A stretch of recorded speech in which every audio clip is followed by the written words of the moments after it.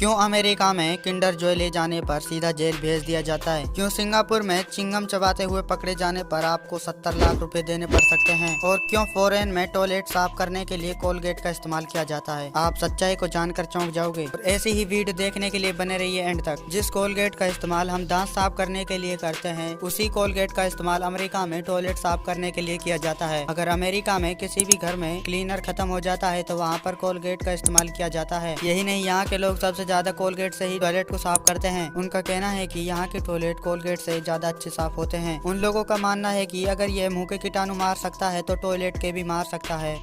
ये बड़ी अच्छी बात कही आप।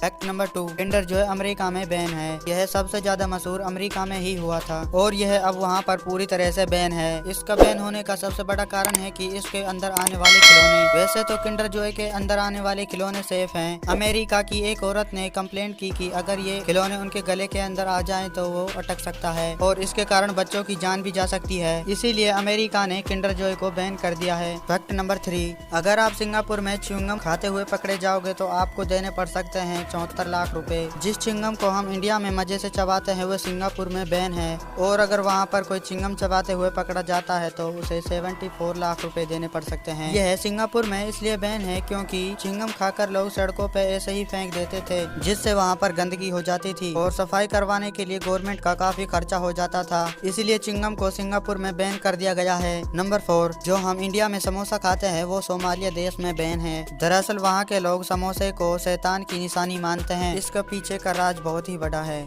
इसीलिए समोसा यहाँ पर बैन है। साथ ही ट्रायंगल जैसी सभी चीजें यहाँ पर बैन हुई हैं। फैक्ट नंबर 5, इंडिया में आप अपनी मर्जी से हेयर स्टाइल रख सकते हो और अगर आप लोगों ने ईरान में ऐसा किया तो आपको जेल हो सकती है। इंडिया में तो कोई भी हमें हेयर स्टाइल रख सकते हैं, लेकिन वो ईरान में पूरी तरह से बैन है। यहाँ पर कोई भी व्यक्ति अपने लंबे बाल नहीं रख सकता और भी यहाँ पर कई तरह की हेयर स्टाइल है जो बैन है और यहाँ पर कोई भी व्यक्ति पकड़ा जाता है तो उसे जेल या भारी जुर्माना देना पड़ सकता है। फैक्ट नंबर 6, इंडिया में तो रेड बुल हम खूब पीते हैं, लेकिन यही ड्रिंक कई देशों में बैन है। इन देशों के मुताबिक इसमें एमिनो एसिड पाया जाता है जो इंसान के शरीर के लिए बहुत ही खराब होता है। खासकर यह इंसान के दिल को बहुत ज्यादा इफेक्ट करता है। इसीलिए रेड बुल फ्रांस और नॉर्वे देश में पूरी तरह से बैन है। अच्छा।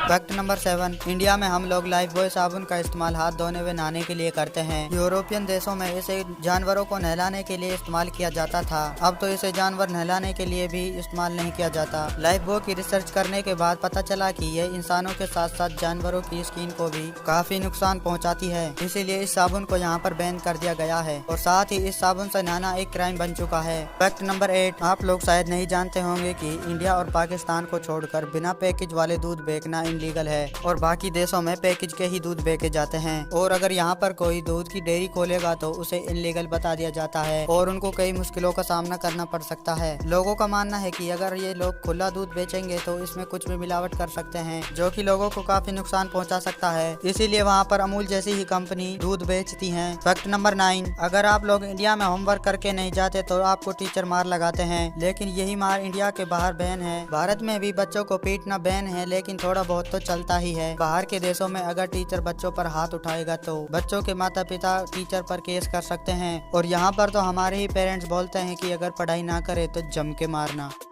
और ऐसी ही इंटरेस्टिंग वीडियो देखने के लिए चैनल को सब्सक्राइब जरूर कर दें और दोस्तों के साथ शेयर जरूर करना। धन्यवाद।